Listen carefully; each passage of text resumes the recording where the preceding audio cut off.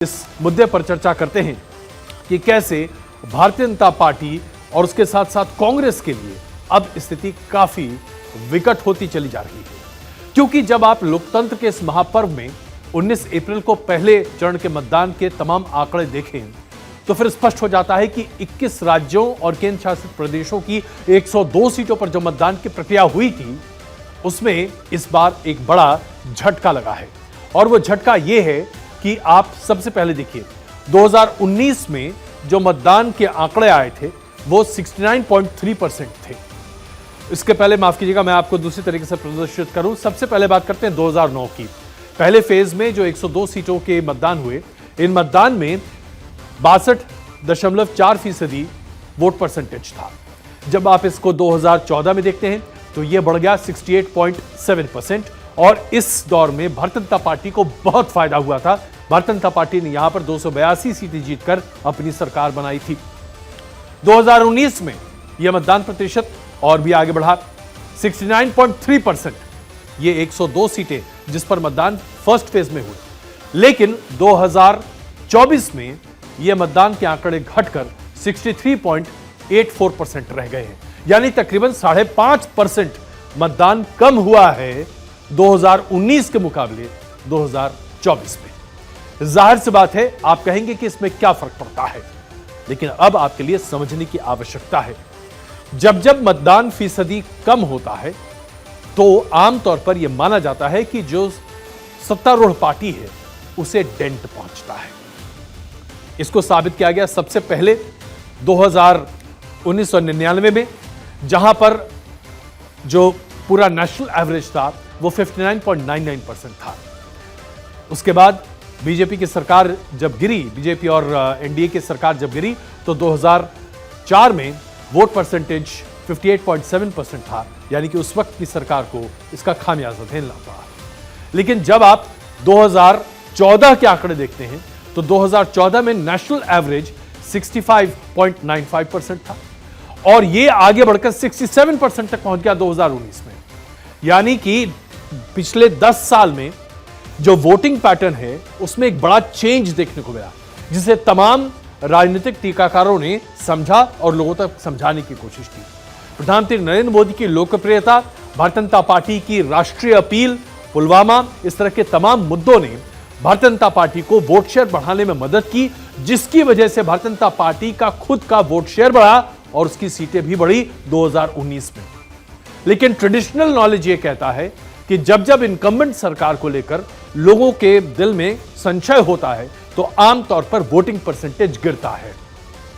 Voting percentage गिरने के आधार पर पहले फेज को लेकर विपक्ष बहुत उत्साहित है। भारतीय जनता पार्टी चिंतित नहीं है, लेकिन भारतीय जनता पार्टी का यह मानना है कि अगर लोग बड़ी संख्या में बाहर निकलकर मतदान करेंगे तो 370 का जो भारतीय जनता पार्टी का टारगेट है उसे भारतीय जनता पार्टी बहुत आसानी से हासिल कर लेगी। तो हमने आपके सामने इतिहास के कुछ फॉर्मूले भी रखे, यह भी समझाने की कोशिश की कि क्यों भारतीय जनता पार्टी के लिए बहुत जरूरी है कि वोट परसेंटेज बढ़े। 5.5% का वोटिंग परसेंट का लॉस पहले फेज में भारतीय जनता पार्टी के लिए बुरी खबर भी हो सकती है, अच्छी खबर भी हो सकती है। विपक्ष के लिए बुरी खबर भी हो सकती है और अच्छी खबर भी हो सकती है। अब इसके पीछे की वजह आपको समझाते हैं। सबसे पहली वजह यह है कि हो सकता है कि वोटरों में इस बार मतदान को लेकर बहुत उत्साह न हो। आमतौर पर ऐसा देखा गया है, खास करके जब विधानसभा के मतदान होते हैं और अगर मतदाता बड़ी संख्या में बाहर निकलकर वोट नहीं देते हैं, उन्हें लगता है कि भाई नहीं भी वोट देंगे तब भी सरकार जो चल रही है वो चलती ही रहेगी, तो ऐसी सूरत में लोग बाहर निकल वोट नहीं देते। इस बार अगर आपने देखा होगा तो सरकार को लेकर एक बात स्पष्ट है। चर्चा इस बात की नहीं है कि सरकार किसकी बनेगी, चर्चा इस बात की है कि 370 बीजेपी को मिलेंगे या नहीं, 400 पार एनडीए होगा कि नहीं। यानी कि एक तरह से जीत को लेकर भारतीय जनता पार्टी और एनडीए पक्ष को देश में लोगों को एक आश्वासन, एक गारंटी पहले से बनता हुआ दिखाई दे रहा है। यह चर्चा का विषय है। हो सकता है कि इसकी वजह से बड़ी संख्या में भारतीय जनता पार्टी के जो मतदाता हैं वो बाहर निकलकर मतदान नहीं करते। यह हो सकता है और इसके बारे में चर्चा हो रही है। इसके साथ साथ यह भी संभव है कि इस बार विपक्ष, जिसे बड़े पैमाने पर अपने तमाम मतदाताओं को बाहर निकालना चाहिए, उसे कर पाने में, लोगों को बाहर पोलिंग बूथ तक ले जा पाने में विपक्ष सक्षम नहीं हो पा रहा। अगर विपक्ष के तमाम मतदाता घर पर बैठे हैं और ये मान रहे हैं कि इस बार तो एक फिर से मोदी सरकार है, तो फिर जाहिर सी बात है विपक्ष के लिए बहुत बड़े खतरे की घंटी है।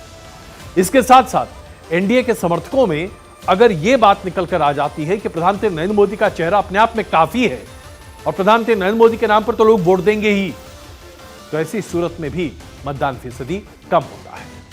वैसे अगर देखा जाए तो मतदान फीसदी का कम होना अपने आप में हमारे लोकतंत्र की मजबूती के लिए अच्छा नहीं है, और वो इसलिए क्योंकि अगर लोग बढ़ चढ़कर अपने सरकार को चुनने की प्रक्रिया में हिस्सा नहीं लेंगे तो लोगों की भागीदारी नई सरकार में कम होती दिखाई देगी, और यह उदासीनता लोकतंत्र पर एक सवालिया निशान है।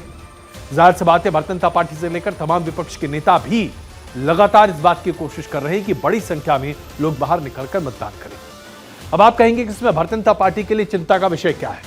भारतीय जनता पार्टी के लिए चिंता का विषय यह है कि बीते 10 सालों में जो वोटिंग ट्रेंड दिखा है, जैसे जैसे वोटिंग परसेंटेज बढ़ता है वैसे वैसे भारतीय जनता पार्टी का वोट शेयर बढ़ता है। भारतीय जनता पार्टी का वोट शेयर बढ़ता है तो उनकी सीटें बढ़ती हैं। विधानसभा में भी हमने देखा कई चुनावों में, और इसके साथ साथ 2019 के लोकसभा के चुनाव में भी हमने इसे देखा। अब अगर वोटिंग परसेंटेज गिरता है तो भारतीय जनता पार्टी ने जो अपना लक्ष्य रखा है 370 सीटों का, उसे पाना बहुत आसान नहीं होगा। इस वजह से भारतीय जनता पार्टी भी चिंतित दिखाई दे रही है और लोगों से अपील कर रही है कि आप बाहर निकलिए और मतदान कीजिए।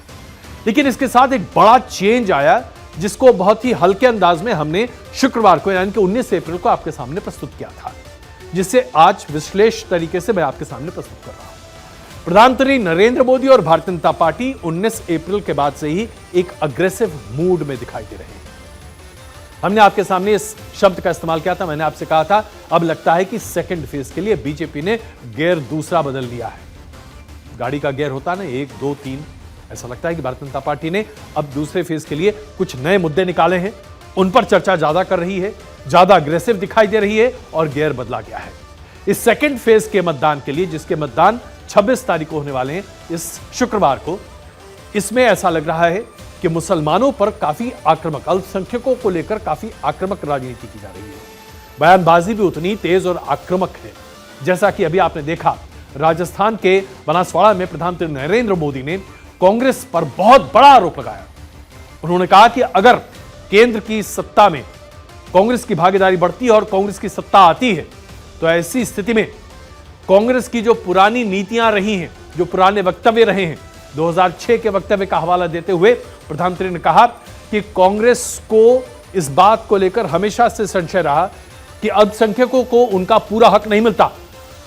ऐसे में संपत्ति के रीडिस्ट्रीब्यूशन की बात सामने निकल कर आएगी। जिन लोगों के पास अभी उनके हिसाब से ज्यादा पैसे हैं, उनसे पैसे वसूले जाएंगे और अल्पसंख्यकों को दिए जाएंगे। कहने के लिए बहुत बड़ी बात है साहब, आज तक भारत के इतिहास में ऐसा नहीं हुआ है, दुनिया के कई देशों में ऐसा नहीं हुआ है। शायद एक आध देश में हुआ हो, इसकी जानकारी मुझे नहीं, लेकिन यह बात अगर प्रधानमंत्री कह रहे हैं तो काफी वजन है इसमें। उन्होंने कहा क्या, जरा देखिए।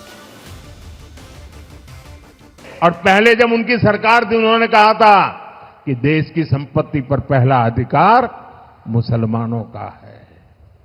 इसका मतलब ये संपत्ति इकट्ठी करके किसको बांटेंगे? जिनके ज्यादा बच्चे हैं उनको बांटेंगे। घुसपैठियों को बांटेंगे। क्या आपकी मेहनत की कमाई का पैसा घुसपैठियों को दिया जाएगा? आपको मंजूर है ये? मेरी माताओं बहनों की जिंदगी में सोना वो सिर्फ शो करने के लिए नहीं होता है, उसके स्वाभिमान से जुड़ा हुआ है। उसका मंगलसूत्र वो एक सोने का कीमत का मुद्दा नहीं है, उसके जीवन के सपनों से जुड़ा हुआ है। तुम उसे छीनने की बात कर रहे हो अपने मैनिफेस्टो में। प्रधानमंत्री नरेंद्र मोदी ने अपनी रैली में ये जो दो बड़ी बातें कही, इसके परिणाम दूर तक जाएंगे और इसकी गूंज भी बहुत जबरदस्त है। इस करारे हमले के बाद कांग्रेस तिलमिलाई और जबरदस्त तरीके से प्रधानमंत्री और भारतीय जनता पार्टी के विरोध में बातें सामने आने लगी। राहुल गांधी ने ट्वीट करके कहा कि पहले चरण के मतदान में निराशा झेलने के बाद प्रधानमंत्री नरेंद्र मोदी कि झूठ का स्तर इतना गिर गया है कि वह अब लोगों को मुद्दे से भटकाना चाहते हैं। कांग्रेस के क्रांतिकारी घोषणा पत्र के लिए अपार समर्थन के रुझान सामने आने लगे हैं। देश अब अपने मुद्दों पर वोट करेगा, अपने रोजगार, अपने परिवार, अपने भविष्य के लिए वोट करेगा। भारत को गुमराह नहीं किया जा सकता। राहुल गांधी के साथ साथ तमाम कांग्रेस के नेता पलटवार करने लगे हैं। कांग्रेस के अध्यक्ष मल्लिकार्जुन खड़गे ने भी जबरदस्त हमला किया है। उनकी बात आपको सुनाते हैं और फिर दोनों नेताओं की कथनी यानी कि प्रधानमंत्री की बात का इंप्लीकेशन और कांग्रेस के प्रतिकार का इंटरप्रिटेशन आपके सामने रखेंगे। यही जो आदमी अपनी हिम्मत खो लेता है और जिसके पास बोलने के लिए कुछ मुद्दे नहीं हैं तो ऐसी चीज़ें लाते हैं। अगर उनके पास उनके ठोस मुद्दे हैं, ठोस काम हैं, वो बता सकते हैं। मल्लिकार्जुन खड़गे जो कि कांग्रेस के अध्यक्ष हैं, उनके कथन और उनके बयानों और उसके साथ साथ कांग्रेस के तमाम प्रतिकार का जवाब गृह मंत्री अमित शाह ने दिया कुछ इस अंदाज में। भाई और बहनों, देश भर के मठ मंदिर और सबकी संपत्ति पर जो नजर है वो पैसा कहां जाना वाला है।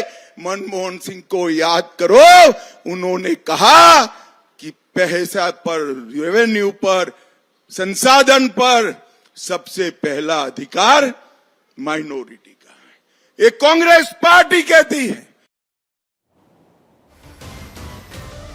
अब सबसे पहले जो कथनी है इस पर थोड़ी चर्चा कर लेते हैं और उसके बाद मनमोहन सिंह का वो बयान शब्दशः हम आपके सामने प्रस्तुत करेंगे और उस बयान को किस तरीके से राजनीति के स्तर पर अब यूज किया जा रहा है उस पर भी चर्चा करेंगे। सबसे पहले देखिए, प्रधानमंत्री नरेंद्र मोदी ने फेज 2 के लिए गियर बदला। उन्होंने किसी भी तरह से मुसलमानों का नाम नहीं लिया, लेकिन ज्यादा बच्चे पैदा करने वाले घुसपैठिए, ये अपने आप में उनके वोटर बैंक तक संदेश पहुंचाने के लिए काफी था कि वो किसकी चर्चा कर रहे हैं। और उन्होंने प्रधानमंत्री नरेंद्र मोदी के पूर्व प्रधानमंत्री मनमोहन सिंह के 2006 के कहे बयान के आधार पर अपनी टिप्पणी सामने रखी। कांग्रेस ने इसका प्रतिकार किया और कांग्रेस ने का कहना है कि फर्स्ट फेज में बीजेपी को डर लग रहा है कि शायद उनका परफॉर्मेंस खराब हो गया है, इसलिए इस तरह की हताशा है।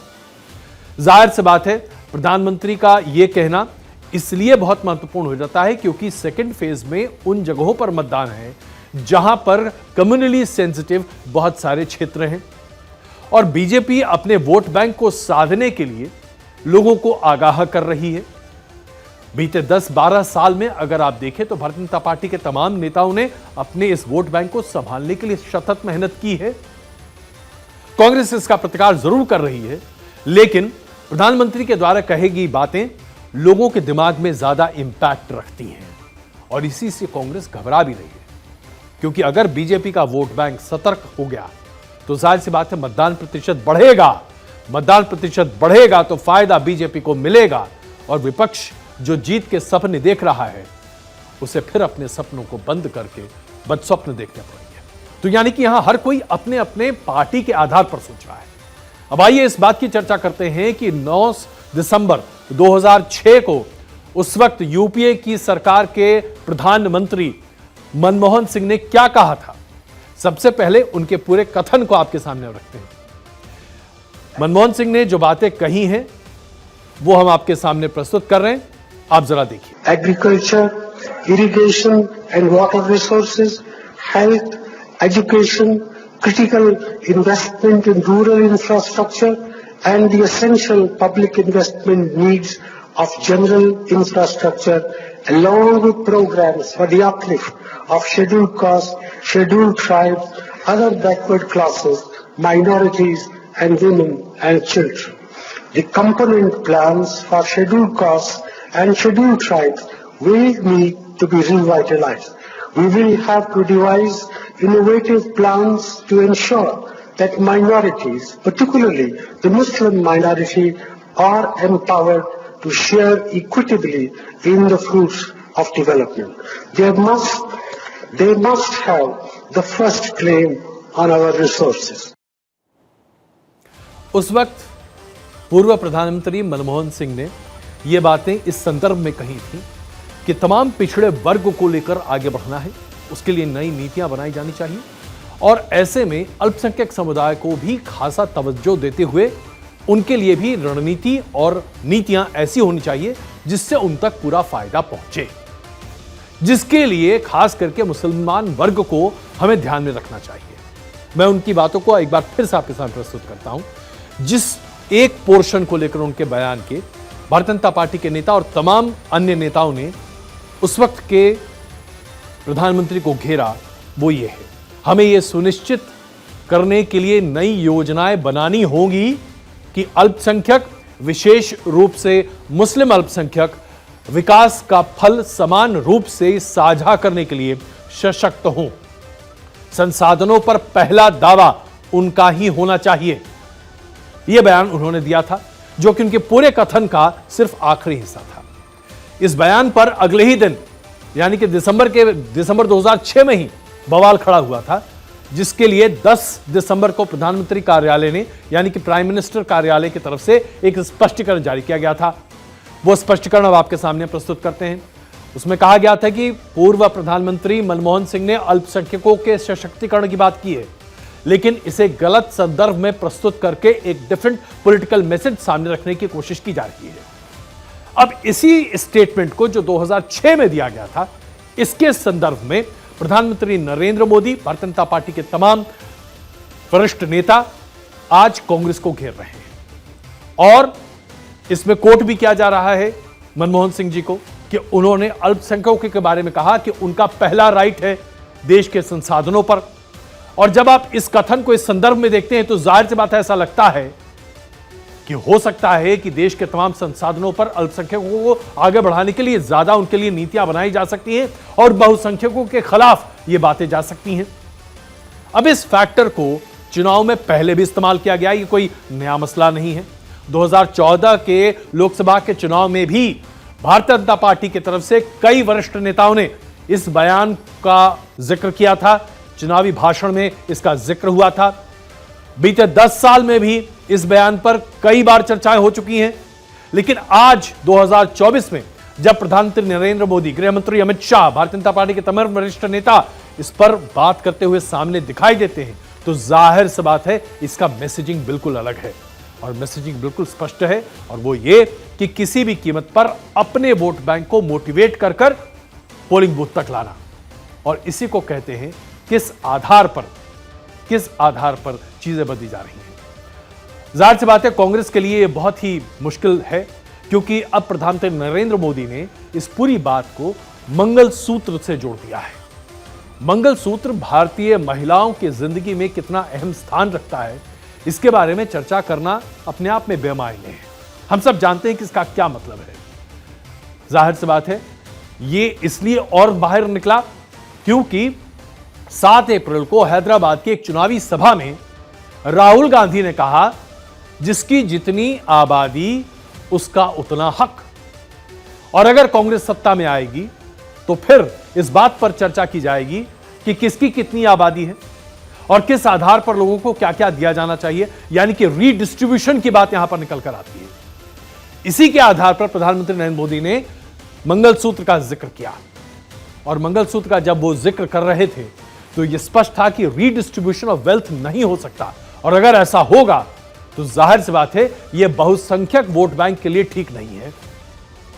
अब आप समझ जाइए, आगे कुछ कहने की आवश्यकता नहीं है। हर राजनीतिक दल अपने वोट बैंक को आकर्षित कर रहा है, लेकिन ये जो छटपटाहट है, चाहे विपक्ष की देखें या बीजेपी की, ये छटपटाहट फेज 2 के लिए है। मुझे उम्मीद है कि फेज 3 में भारतीय जनता पार्टी कुछ नए मुद्दों के साथ सामने आएगी, क्योंकि हर फेज की एक अपनी अलग तासीर